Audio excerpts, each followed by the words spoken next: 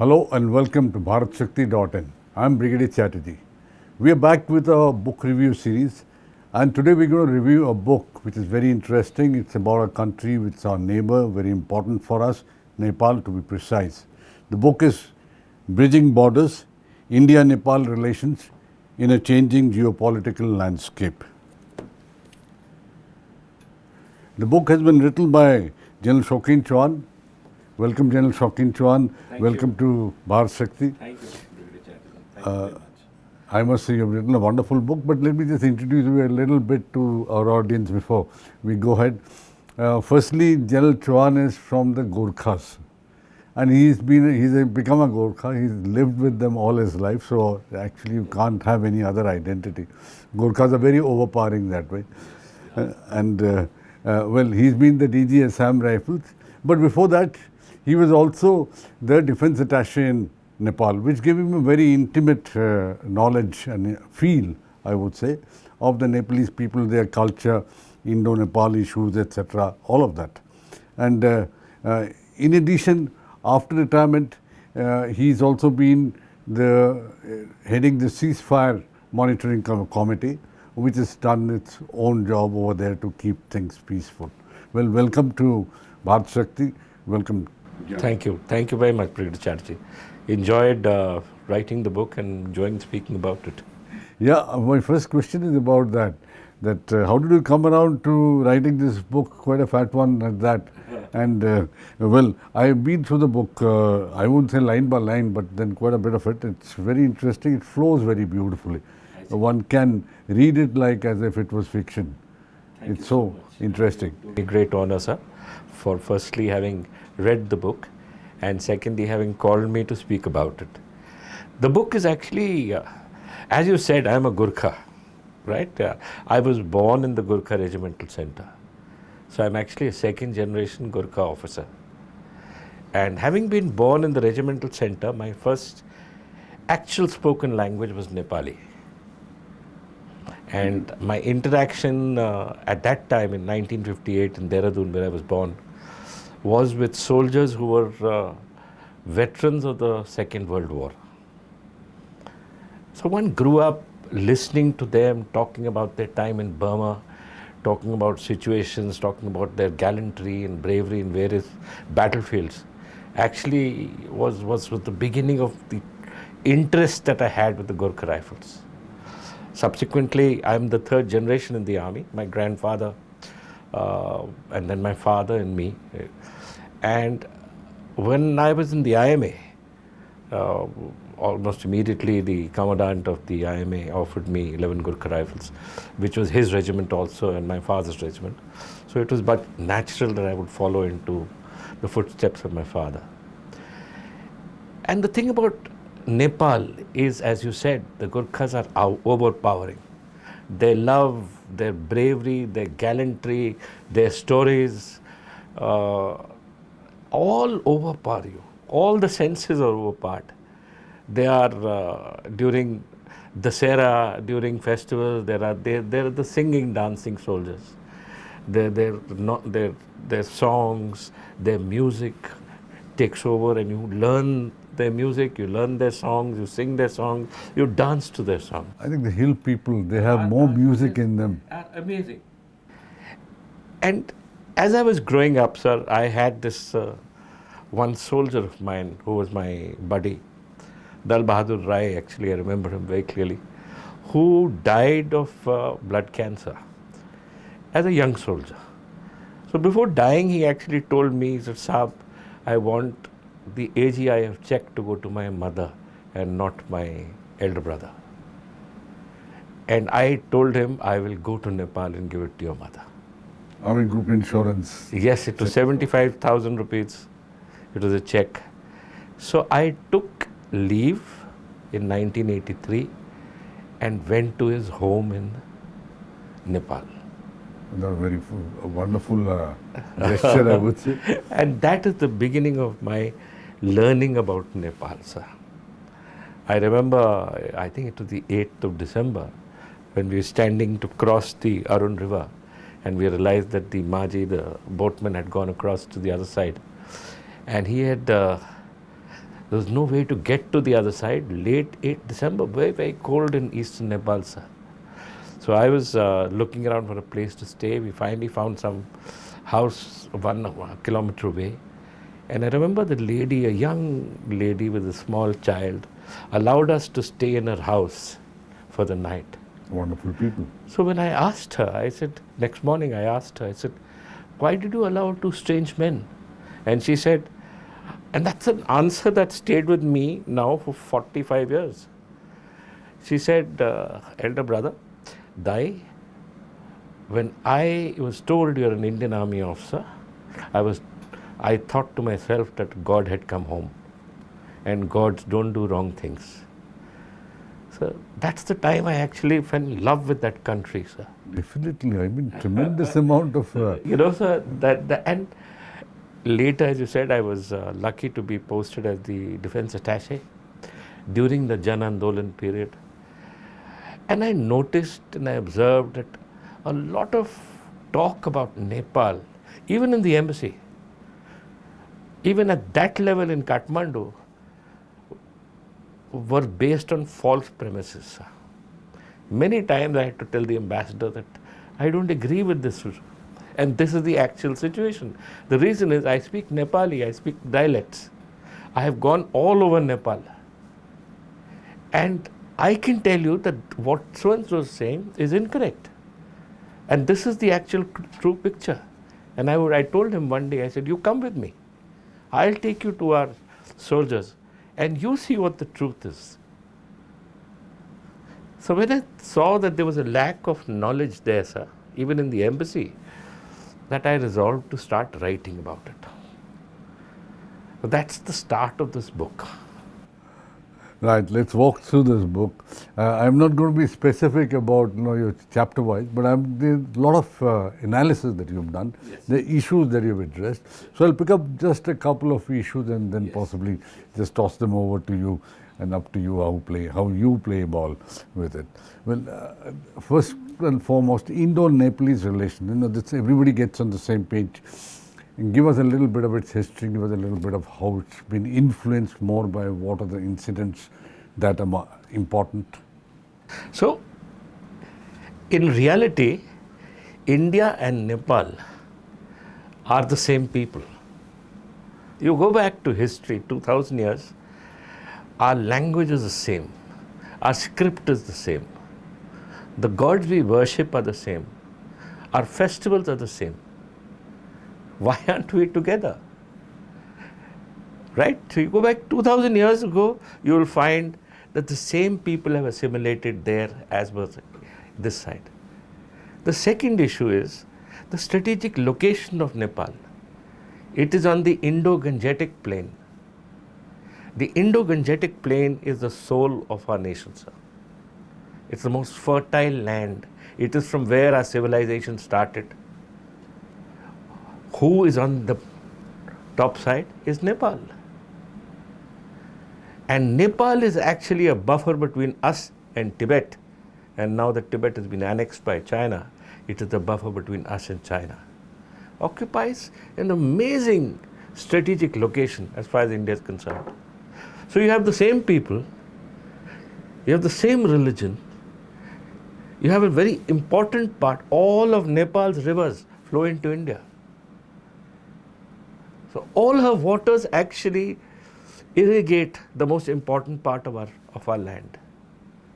And for a country which is doing so much, we don't have good political relations. And when you ask either the Nepalese politician or even your politician, there is no knowledge. There is no idea as to why he is actually fighting what battle.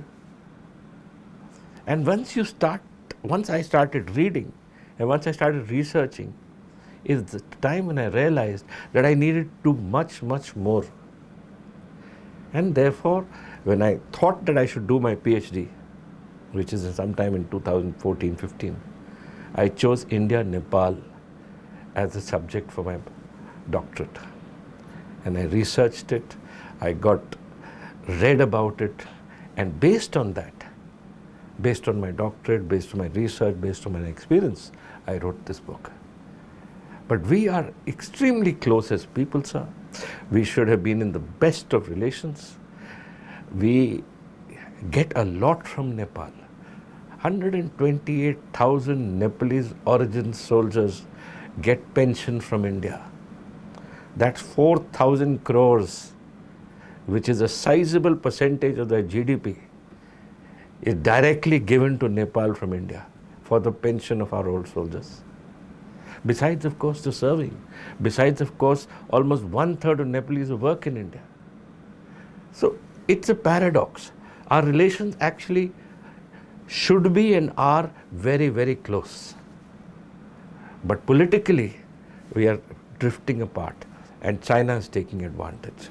Let me ask you, based on what you just said. You see, can you focus a little bit on these issues which has become contentious, let us say, between us and Nepal?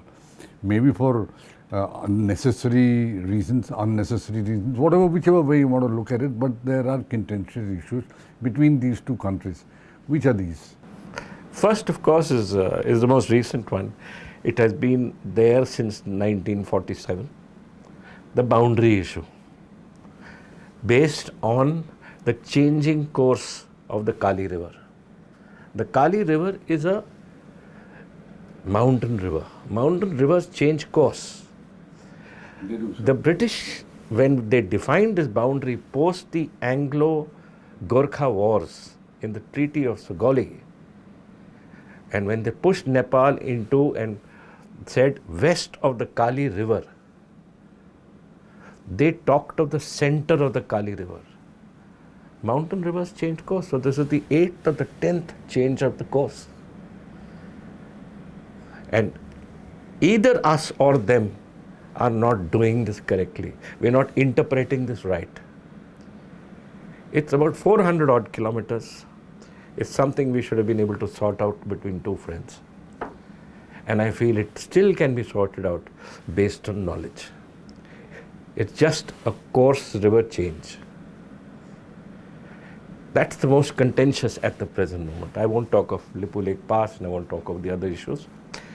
The next issue is the Treaty of Peace and Tranquility. We signed it in 1950 with Nepal. It's an extremely important treaty, and no other nation gives the citizens of another nation the kind of privileges they have in India. They can take employment anywhere without an employment pass. They can enter India without a visa. I said, like, they can work here, they can buy property here. Everything's available to a Nepali citizen. Vis-a-vis the fact that we don't get the same thing in Nepal because it's such a small nation. But yet it has been made contentious on issues really nobody knows about. And I remember as a Nepali-speaking, Nepali-loving defense attaché who was posted in Nepal, asking the Nepalese politicians and the bureaucrats, tell me the exact issues that you feel are incorrect in this. They would never state it clearly. The third issue is the sharing of the waters. As I said, all rivers of Nepal flow into India. During flood season, some of these rivers flood our plains. The Kosi River, the name Kosi is a river of sadness. The reason is Kosi would cause havoc every time there was floods. So you had to build a dam across. Those dams that we built in 1950, 55, 56 are full of silt. You've not cleared them. You're not able to clear all those issues between us, despite the fact that in reality, this is the reason why it's causing the flooding again. The hydropower. Nepal has huge potential. 80,000 plus megawatts of hydropower can be bought from Nepal. And just as Bhutan has become rich selling her hydropower to us, because India is thirsty for power, Nepal has not done that. Why? Because there's suspicion. And of course, finally, is the elephant in the room. China. Yeah, that's my next Nepal's question. closeness to, or need for closeness to China, and our suspicion for their need for closeness to China. If you can dwell a little more on China, let's first dwell on Nepal-China relationship, how strong it is, or has it got strength or not enough strength? It's again a paradox. Nepal, being a buffer nation between India and Tibet, has had relationships with the Kingdom of China, that is the Beijing Kingdom, since the 17th century. The Nepalese kings were always at war with Tibet. And finally, in I think it was 1756 or 1758, they were defeated. They defeated the Tibetans, but the Chinese emperor had sent his soldiers to Tibet. And those soldiers and that army defeated the Nepalese army. And Nepal was forced to sign the Treaty of Thapatali, which entailed on Nepal a 5-year tribute, every 5 years a tribute to the king of China, that the king of Beijing. The King Empire was the Qing. And the King Empire in Nepal used to refer to the king of Nepal. The King Empire of China used to refer to the king of Nepal as the Wang. That means a subordinate king, not the emperor. And Nepal had to pay tribute. So their relationship is age-old. But what Nepal has done, sir, is that they have always moved towards the power. In the 18th century, when they lost the battle to the British, the Anglo-Gorkha Wars, 1814 to 1816 and onwards, Nepal realized that the British power was on the ascendancy.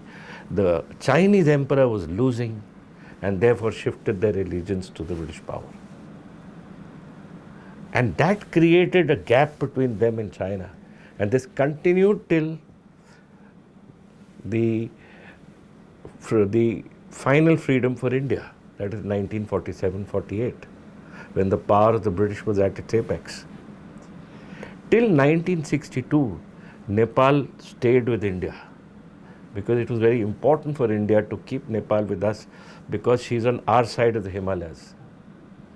But after we lost the 1962 war with China, Nepal realized that we cannot protect Nepal, and therefore started rebalancing a relationship with China. And this movement away from India and towards China has been an attempt to balance her relationship with China and India. King Prithvi Narayan Shah called Nepal a yam between two boulders, between the kingdom of the north and the kingdom of the south, a small piece of land, a yam, when she can be crushed at any time from either side. And therefore they felt that unless they balance this relationship with the two kings, or with these two huge countries, she will not exist as a nation. And that's how I feel the Nepalese foreign policy is based on. That's what she does. And it's a story that sometimes she goes that side, sometimes she pulls back a little bit. But in the center of it all is her need for sovereignty and respect. But what you get to see, honestly, that the Chinese are trying to increase their influence on the Nepalese. I mean, it's not just political influence, it's cultural influence. It's trying to overpower them perhaps culturally. And you find Mandarin instructors being posted there in this place. You find cultural centers coming up and a lot of other activities by the Chinese people in Nepal. Now, what do you think is the aim? To get the next generation to be more Chinese than Nepalese or something like that? You know, Pretty Chatterjee, that's a very good question. Till 2008, that is till the Olympics in Beijing, China was not looking that much outward. If you remember, it was a time when the leaders used to tell them, bide your time, build your strength. So she was quiet. She considered Nepal as the soft underbelly for Tibet. They would look only at that, providing security to Tibet, as a soft underbelly. After President Xi came into power, China started becoming more and more aggressively looking outward. And Mao's old statement that Nepal was one of the 5 fingers with the palm of the hand being Tibet Exactly. is what scared or what pushed China into becoming more aggressive in her relationship with her neighbors. With Bhutan, with Nepal, with Sikkim, and therefore started she pushing this boundary dispute with India in greater problems and with greater aggressiveness. So that's the time when Nepal realized that she was balancing. But because Nepal is a part of the BRI, China has been able to influence on Nepal the building of a large number of roads into Nepal. She's also said she would get the railway inside. That to us is a great red flag, because if the Himalayas can be crossed by the PLA, then they come to an area from where the PLA only has to roll down towards the Indo-Gangetic Plains. There is no natural boundary to stop them. All right, one more question regarding the Chinese. To what extent do you think this fear of the Chinese in the Nepalese, to an extent, that has had a negative impact on the relationship between India and Nepal?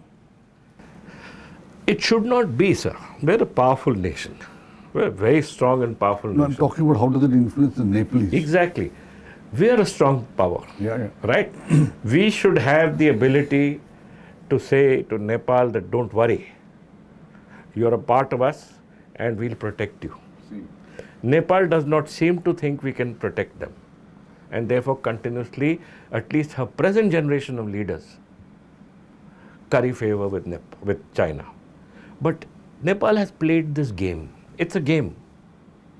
I will go close to China unless you give me this.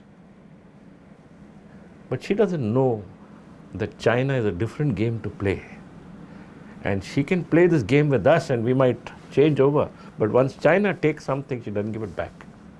And therefore, my caution to the Nepalese leaders, that while you can play this game with us and force us to give you more concessions, don't play this game with China. Because if China takes, she doesn't give back. Anyway, one last question, and this is about Agnipath. Not last question, sorry. One more question, in fact. Agnipath. Agniveers, you mean? Agniveer, what is the effect of this particular entry system on the Nepalese in terms of recruitment from there also, and in terms of, well, it's going to have a impact if you look at it long term. When the present lot are supposed to become pensioners, that's when perhaps they will be affected. That's when you will find that kind of an environment may not be there, which you found when you were crossing that particular river. Let me give you a few facts. Today in Nepal, we have 128,000 Nepal origin Indian Army pensioners. 128,000, sir.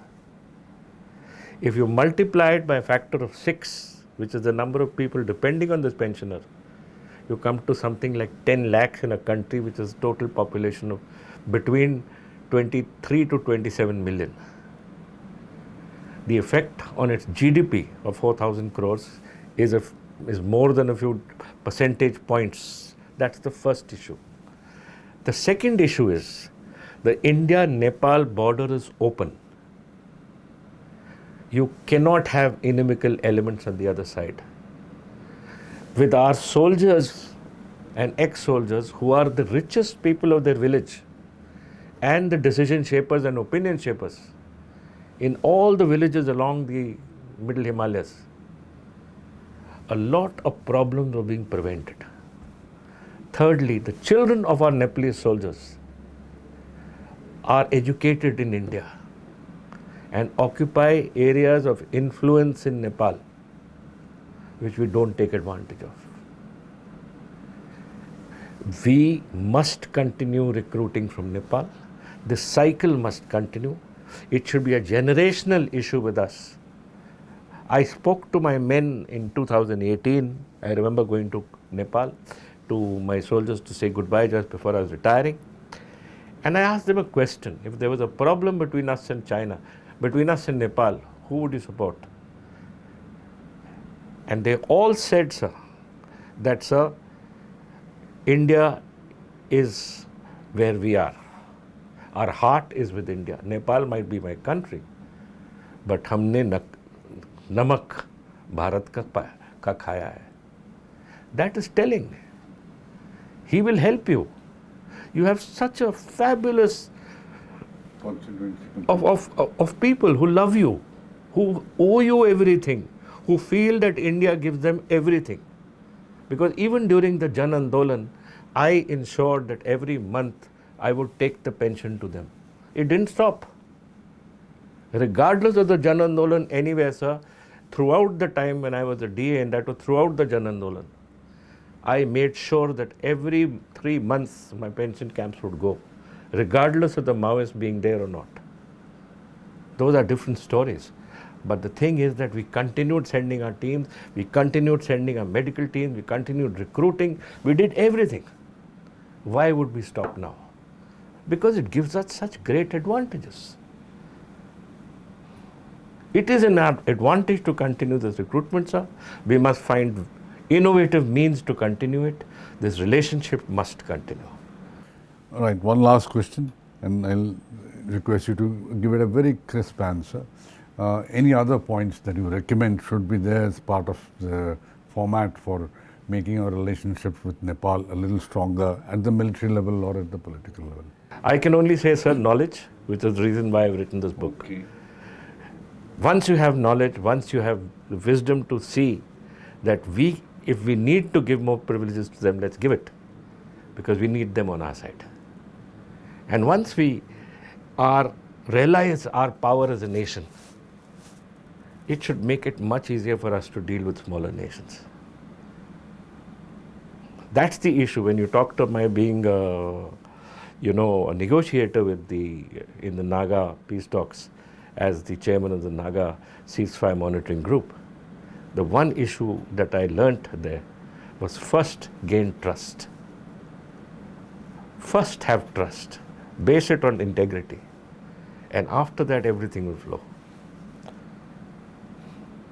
Right now, our relationships are mired in confusion and suspicion. Right. Thank you, General. Thank you so much for Pleasure, sir. sparing your time coming here to our studio. Thank you so much. Thank you, sir. Thank you. And thank you, viewers. Thanks for tuning in to BharatShakti.in. Do tune in like this now and then, and you will find such interesting stories. Thank you.